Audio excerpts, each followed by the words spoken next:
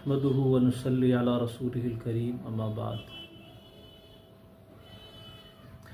اعوذ باللہ من الشیطان الرجیم ذلك بما عصوا وكانوا يعتدون۔ حضرات گرامی، علامہ آیت اللہ خامنہئی کی شہادت ہو چکی ہے اور یہ ان کے لیے ایک اعزاز کی بات ہے۔ اس وقت مشرق وسطیٰ جنگ کی حالت میں ہے، ایران کے ساتھ امریکہ اور اسرائیل براہ راست ایران پر حملہ آور ہیں۔ یہ وہ تفاصیل ہیں جو آپ سبھی کو معلوم ہے، مجھے اس میں کچھ دہرانے کی ضرورت نہیں ہے۔ جو بات مجھے عرض کرنی ہے وہ یہ ہے کہ اسرائیل یعنی یہودی یہ واحد قوم ہے ایسی کہ جس کے بارے میں قرآن مجید نے بڑے صاف لفظوں میں، جہاں اور بہت ساری باتیں کی ہیں، مثلا یہ کہ ان میں سپریمیسی بہت ہے، نحن ابناء اللہ واحباؤہ، ہم ہیں اللہ کے سب سے قریب، اس کے پیارے۔ تو جہاں پر سپیریٹی کمپلیکس ہے ان کو، وہیں پر یہ بھی ہے ایک خاص بات جو میں ذکر کرنا چاہ رہا ہوں کہ ان کے اندر زیادتی ہے۔ بڑا سادہ سا لفظ ہے اردو زبان کا زیادتی، یعنی عربی زبان میں اس کو اعتداء کہتے ہیں۔ بعض اوقات لفظوں کو بیان کرنا تھوڑا مشکل بھی ہو جاتا ہے۔ اعتداء ہے وَكَانُوا يَعْتَدُونَ، یعنی لمٹس کراس کر دینا۔ آپ اس کو اگر تھوڑا سا ان الفاظ میں کہیں جن کو لوگ زیادہ سمجھتے ہیں کہ لمٹس، حدیں پار کرتے ہیں، یعنی ان کے اعمال میں، ان کی چیزوں میں وہ ہے کہ یہ حد سے آگے بڑھ جاتے ہیں، لمٹ کراس کرتے ہیں۔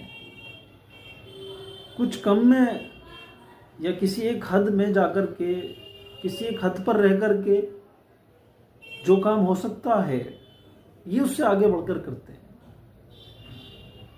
اور یہ تو عام مشرکین کی عادت قرآن مجید نے بیان کی ہے کہ لا يرقبون فی مؤمن الا ولا ذمہ، کوئی کسی قانون کا پاس و لحاظ ان کے یہاں نہیں ہے، کسی بات کی پاسداری نہیں ہے، یعنی المختصر ان کے یہاں ایٹیکیٹس نہیں ہے،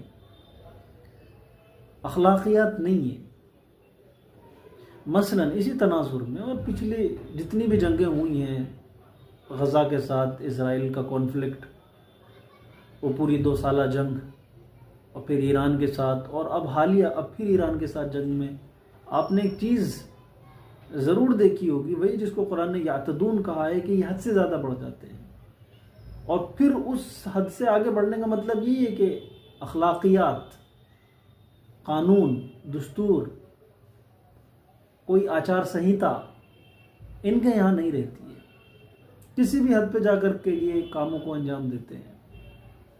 مثلا یہی کہ جب 2 ملکوں میں آپس میں جنگ ہوتی ہے تو اس بات کا کو سنشچت کیا جاتا ہے، موقع کیا جاتا ہے کہ ضرور ہم ایک دوسرے کے ملٹری بیسز پہ حملہ کریں گے، انفراسٹرکچر کو نقصان پہنچائیں گے، لیکن جو لیڈرز ہیں جن سے براہ راست ہمیں جنگ ہیں، ملکوں کے جو لیڈرز ہیں، ان پر ہاتھ نہیں ڈالیں گے، ان پر حملہ نہیں کریں گے، شاہی محل پر حملہ نہیں کیا جائے گا، لیکن یہ کرتے ہیں۔ یعنی انہیں باقی چیزوں سے غرض کم ہے، یعنی اصولوں کی لڑائی ان کے یہاں پر کم ہے۔ جو ایک اندر ذاتی سینے کے اندر جو ایک جلن ہوتی ہے، جو ایک حقد ہوتا ہے، اس کی زیادہ لڑائی ہے۔ یہ لیڈرز کو ٹارگٹ کرتے ہیں۔ حماس کے ساتھ جنگ میں بھی، غزہ کے ساتھ جنگ میں بھی سب نے یہی دیکھا کہ جو ٹاپ لیڈرشپ تھی اس کو انہوں نے ٹارگٹ کیا۔ اس کے علاوہ پھر ایران میں بھی یہی ہے، پہلے بھی یہی کیا گیا، کرتے آئے ہیں یہ کہ جو ٹاپ کمانڈرز ہوتے ہیں، لیڈرشپ ہوتی ہے، ان کو ٹارگٹ کرتے ہیں۔ ملٹری کو ٹارگٹ کیا جاتا ہے، جو کسی چیز کی کمانڈ سنبھال رہے ہیں، جن سے براہ راست آپ کی اصولوں کی جنگ ہے، ان کو ٹارگیٹ نہیں کیا جاتا ہے. لیکن ان کے یہاں کوئی ایٹیکیٹس نہیں ہے، کوئی اخلاقیات نہیں ہے، کوئی اصول نہیں ہے. یہ ذاتی شخص کو، فرد کو جا کر کے نشانہ بناتے ہیں، جو کہ ایک بہت گھناؤنا عمل ہے. ہمیشہ سے ہی پرانے دور سے، اینشینٹ ٹائم سے جب بھی جنگیں ہوتی آئی ہیں، یہ اصول ہر جگہ کار فرما رہے ہیں. یعنی اس وقت کے جب گھوڑوں سے اور تیر اور تلواروں سے اور تفنگوں سے جنگ ہوتی تھی، اس وقت بھی یہی ہوتا تھا کہ جو فوج کا سربراہ ہے وہ اپنے مد مقابل سربراہ سے ہی لڑتا تھا. کوئی ادنا فوجی اس پر وار نہیں کر سکتا.